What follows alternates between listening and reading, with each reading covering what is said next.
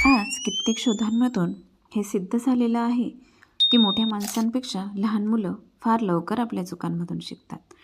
त्यांना जर त्यांच्या चुका दाखवून दिल्या तर ते लगेच त्यांच्या चुका सुधारतात.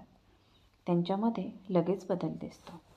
नमस्कार मंडळी, मी योगिता, तुमची बेस्ट फ्रेंड. सर्वात पहिले स्वीकार करणं खूप महत्त्वाचं आहे की आपण चुका करतो. काही वेळेस एकच चूक अनेक दिवस, महिने, वर्षानुवर्ष आपण सेम चूक करत असतो. एखादा कुत्रा ज्याप्रमाणे स्वतःच्याच शिफ्टीचा पाठलाग करत करत गोल गोल फिरतो, त्याप्रमाणे पुन्हा पुन्हा चुका करणाऱ्या माणसाचं होतं. तो फिरून फिरून भरपूर थकतो, पण पोहोचत कुठेच नाही आणि शिफ्टी हाती लागण्याचा तर प्रश्नच येत नाही. जेव्हा तुम्ही एखाद्या चुकीची पुनरावृत्ती करता ना, तेव्हा ती समस्या तशीच राहते आणि तुम्ही त्या गोष्टी पुन्हा पुन्हा करत राहाल याची शक्यता अधिक असते. बऱ्याच वेळा होतं काय, आपण गरज नसतानाही ऑनलाईन खरेदी करतो. भरपूर कपडे असतात, किचनमध्येही आवश्यक वस्तू असतात. आपण ब्रँडेड वस्तू खरेदीवर जास्त भर देत असतो. मेकअप प्रोडक्ट्स बघाल तर किती असतात. एक वेळ अशी येते की प्रोडक्ट्स एक्सपायरी होतात, तेव्हा आपण त्यांना बाहेर काढतो आणि बघून खूप वाईट वाटतं. अरे, किती पैसे वाया गेले. ही पण आपली चूक आहे. पुढच्या वेळेस मेकअप प्रोडक्ट्स आवश्यक तेवढेच ऑर्डर करा. कपडे घाला तसेच्या तसे वर्षोनवर्ष कपाटात असतात आणि घरातील नकारात्मकता आपण अक्षरशः वाढवत असतो. चुकांमधून शिकायचं म्हणजे नेमकं काय करायचं? तर ह्या 3 पद्धती जर तुम्ही फॉलो केल्या तर नक्कीच तुम्ही चुकांमधून काय शिकायचं, कसं शिकायचं याची तुम्हाला माहिती मिळेल. स्वतःशी सकारात्मक बोलायला सुरुवात करा. हो, सर्वात आधी स्वतःशी सकारात्मक बोलायचं. जेव्हा चुकांची पुनरावृत्ती होण्याची वेळ येते तेव्हा ते एक प्रकारचं चक्र सुरू असतं. मी हे काम करू शकते, माझ्या ध्येयाकडे वाटचाल करण्याचं मोठं काम मी करत आहे, अशी वाक्य स्वतःला सतत आठवून देत राहा. म्हणजे तुम्ही तुमच्या मार्गावरून भटकणार नाही. दुसरी महत्त्वाची गोष्ट, स्वतःवर बंधनं टाका. आणि ते बंधनं टाकणं आपल्याला हे मुळातच आवडत नाही. पण जर आपण स्वतःवर बंधनं टाकली तर आपल्या लक्षात येईल, मित्रमंडळी, नातेवाईक, ऑफिसमधील लोक, बऱ्याच वेळा त्यांच्याबरोबर आपण फिरायला जात असतो. तुमच्याकडून पैसे खर्च होतात. तर याला उपाय म्हणून खिशात कमी पैसे ठेवत जा. सुरुवातीला हे त्रासदायक वाटेल, पण कालांतराने याचे फायदेच समोर येतील. स्वतःला खर्च करण्यापासून स्वतःला थांबवायचं. हो, थांबवायचं. कारण की आज सगळीकडे मनोरंजनाची, अनेक आपल्या आनंदाच्या क्षणांची इतक्या मोठ्या प्रमाणावर मार्ग उपलब्ध आहेत, त्यावर बंधनं आपण टाकायलाच हवी. 3 नंबर, यादी बनवा. तुम्हाला तुमच्या चुकीची पुनरावृत्ती का करायची नाही त्या सर्व कारणांची यादी बनवा आणि ती दिवसातून जेव्हा वेळ मिळेल त्यावेळेस वाचत राहा. रात्रीचं जेवण झाल्यानंतर तुम्ही फिरायला का जायला हवं त्या कारणांची एक यादी बनवा. आणि हो, या यादीसाठी स्वतंत्र वही करायला मात्र विसरू नका. व्यायाम करण्याएवढी TV पाहायची इच्छा होईल तेव्हा ती वाचा.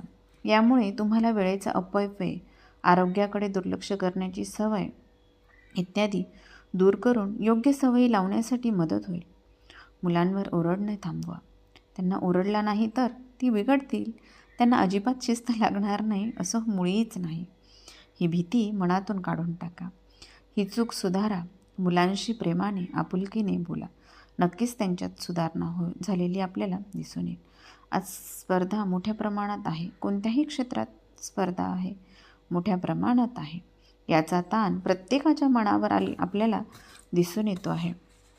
यामुळे मोठ्या प्रमाणावर मानसिक आरोग्याच्या समस्या निर्माण झालेल्या आपल्याला दिसून येतात. कुटुंबातील व्यक्ती, मित्रमैत्रिणी, नातेवाईक जर कोणाकडून अक्षम्य चुका झाल्या तर ती व्यक्ती पुढे जीवनामध्ये छान वागू शकते, स्वतःचं करिअर करू शकते, प्रगती करू शकते. आणि हो, कदाचित तीच व्यक्ती आपल्या मुलांना करिअर गायडन्स, जीवन कशा पद्धतीने जगायचं याचा उत्तम सल्ला किंवा उदाहरण म्हणून आदर्श डोळ्यासमोर असू शकते. कधीकधी करिअर निवडताना चूक होते, त्याची सुधारणाही आपण करू शकतो. मानसोपचार तज्ज्ञांकडे बऱ्याच टेस्ट उपलब्ध असतात.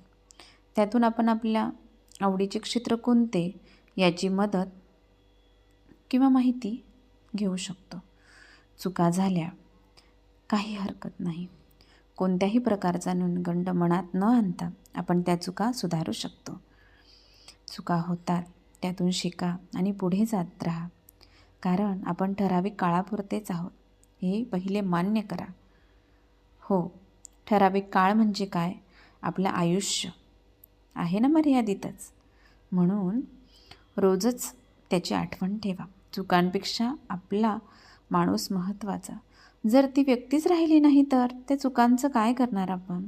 हे सत्य स्वीकारा. आपुलकी, प्रेम, जिव्हाळा, माया याचा ओलावा मनात राहू द्या.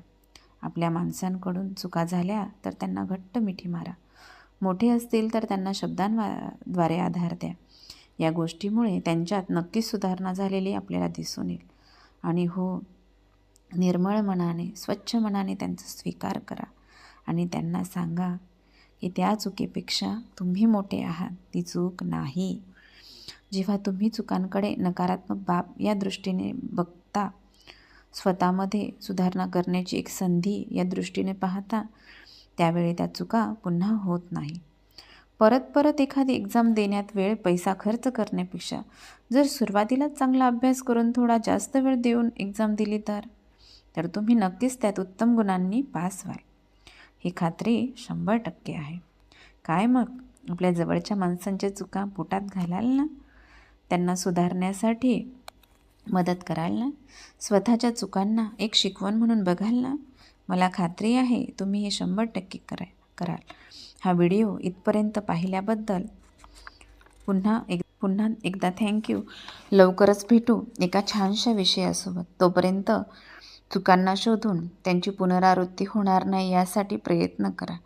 नवनवीन स्किल्स अपडेट करत राहा. स्वामी तुमच्या सगळ्या चांगल्या इच्छा पूर्ण करत. आणि हो, आपल्या प्रेमळ माणसांच्या सगळ्यांच्या चुका माफ करायला विसरू नका. धन्यवाद.